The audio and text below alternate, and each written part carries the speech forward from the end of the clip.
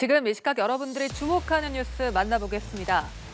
이른바 대장동 50억 클럽 의혹을 수사 중인 검찰이 박영수 전 특별검사에 대해 다시 한번 신병 확보에 나섭니다. 지난 구속영장 청구 때와 달리 특경법상 수재 혐의에 청탁금지법 위반 혐의가 새롭게 적용됐습니다.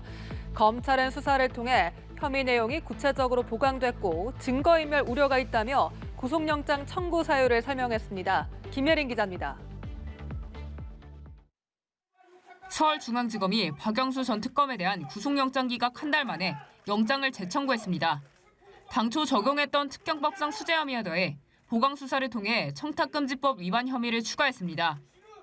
앞서 검찰은 박 전 특검이 우리은행 이사회 의장으로 재직하며 대장동 일당의 컨소시엄 참여와 프로젝트 파이낸싱 대출 등 청탁을 들어주는 대가로 50억 원을 약속받고 8억 원을 수수했다고 봤습니다.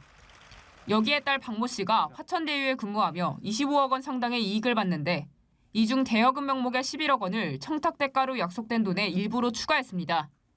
딸과 박 전 특검이 공모에 돈을 받았다는 게 검찰 시각입니다. 특히 이 돈을 받은 시기는 2019년 9월부터 2021년 2월 사이로 박 전 특검이 국정농단 특검, 즉 공직자로 근무하던 때입니다. 검찰은 딸 박 씨에 대해서도 청탁금지법 위반 공범으로 입건해 압수수색과 소환 조사를 진행했습니다. 검찰은 기존 수재 혐의도 증거가 더 보강됐다는 입장으로 2015년 대한변호사협회 회장에 출마했을 때 대장동 일당에게 선거자금으로 받은 3억 원이 지급된 용처도 구체화한 것으로 파악됐습니다. 다만 검찰은 박 전 특검의 최측근 양재식 변호사는 구속 필요성이 크지 않다고 보고 영장 재청구 대상에선 제외했습니다.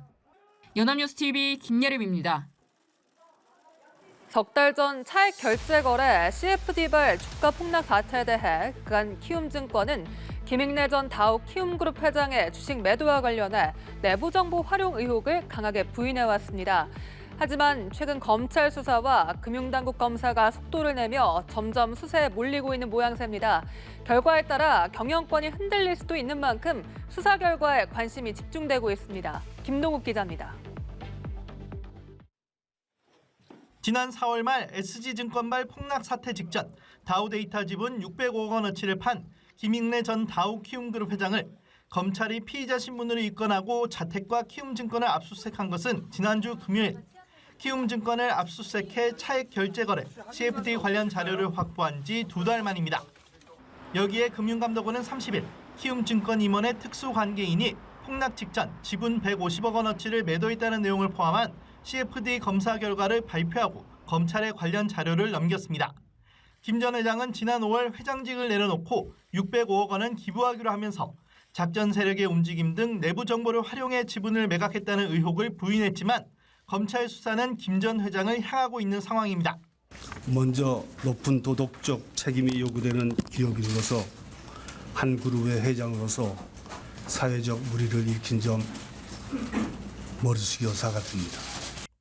키움증권 측은 당시 회장님은 아무것도 몰랐다며 상속 증여세 마련을 위해 판 것이란 해명을 내놨지만 증권사 오너가 보유 지분 보고를 받지 않았을 리가 없다는 점, 증여세는 자녀들이 내야 한다는 점에서 앞뒤가 맞지 않아 의혹을 증폭시켰습니다. 만약 김 전 회장이 벌금형 이상을 받아 대주주 적격성에 문제가 생기면 키움증권은 목표한 초대형 투자은행 인가의 차질은 물론 경영권이 흔들릴 수도 있는 만큼 검찰 수사 결과에 관심이 집중되고 있습니다. 연합뉴스TV 김동욱입니다. 상반기 국세 수입이 지난해보다 40조 원 가까이 줄었습니다. 기업 실적 부진과 부동산 거래 절벽이 겹쳐 법인세와 양도소득세가 줄어든 영향이 큰데요. 문제는 경기에 급반등이 없다면 이런 세수 감소가 내년까지 이어질 수도 있다는 점입니다. 올해로 끝날 각종 세금 감면 조치들이 연장돼 재정 부담이 더해진다는 분석이 나오기 때문입니다. 이은정 기자입니다. 올해 상반기 거친 국세는 모두 178조 5천억 원. 지난해와 비교하면 40조 원 가까이 적습니다. 역대 상반기만 놓고 보면 가장 큰 감소폭입니다. 가장 많이 줄어든 건 법인세와 소득세였습니다. 법인세가 16조 8천억 원, 소득세가 11조 6천억 원 줄었는데 기업의 부진한 실적과 부동산 시장 침체에 따른 거래량 감소가 원인이었습니다. 문제는 경기에 급반등이 없다면 이런 세수 감소가 내년까지 이어질 수도 있다는 점입니다. 올해로 끝날 각종 세금 감면 조치 10개 중 9개꼴로 연장돼 13조 원의 재정 부담이 더해진다는 분석이 나오기 때문입니다. 상반기 교통세 수입도 7천억 원 줄어든 상황에서 다음 달 기한이 끝나는 유류세 한시 인하 조치 연장 여부도 고민거리입니다. 이런 현실을 감안해 정부는 이르면 다음 달 말 세수를 다시 추계할 방침입니다.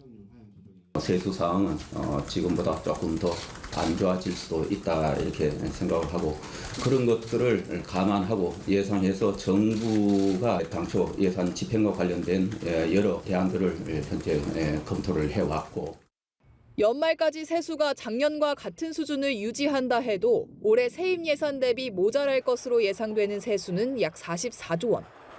세수 펑크가 기정사실화한 상황에서 감세 기조와 건전 재정, 두 마리 토끼를 다 잡기는 어려워 보인다는 지적이 나옵니다. 연합뉴스TV 이은정입니다. 현지 시간 28일 백악관이 3억 4,500만 달러, 우리 돈 약 4,400억 원 규모의 대만 군사 지원 계획을 발표했습니다. 현재 우크라이나 무기 지원에 활용하는 대통령 권한을 대만에도 적용하면서 의회 동의를 받지 않아도 비축 무기를 신속 지원할 수 있게 한 건데요. 이에 중국은 강력 반발하고 있습니다. 워싱턴에서 이경희 특파원입니다. 지난 금요일 백악관은 3억 4,500만 달러, 약 4,400억 원 규모의 대만 군사 지원 계획을 발표했습니다. 제공될 무기 등 공개하지 않았지만 내신에서는 휴대용 방공미사일과 정보 및 감시 능력, 총포와 미사일 등이 거론되고 있습니다. 정찰과 정밀 타격 능력을 갖춘 MQ-9 리퍼 드론이 보내질 가능성이 있다는 보도도 나왔습니다. 이번 발표가 특히 주목받는 건 현재 우크라이나 지원에 활용되는 대통령 사용 권한 PDA를 적용했다는 점입니다. 이를 활용하면 의회 동의 없이도 무기를 지원할 수 있고 또 미국의 비축 무기를 바로 제공할 수 있기 때문에 대만에 무기를 판매할 때와는 달리 신속한 지원이 가능합니다. CNN 방송은 이번 패키지가 PDA를 통해 미국이 대만으로 장비를 보내는 첫 사례라고 설명했습니다. The capability that we're providing them is defensive capability. As you know, in accordance with the Taiwan Relations Act, we are committed to helping them get the capability they need to defend themselves. And so this is no change from what we've done in the past.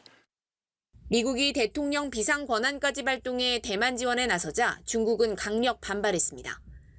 천빈화 중국 국무원 대만 사무판공실 대변인은 대만에 대한 미국의 무기 제공에 단호히 그리고 일관되게 반대한다고 강조했습니다.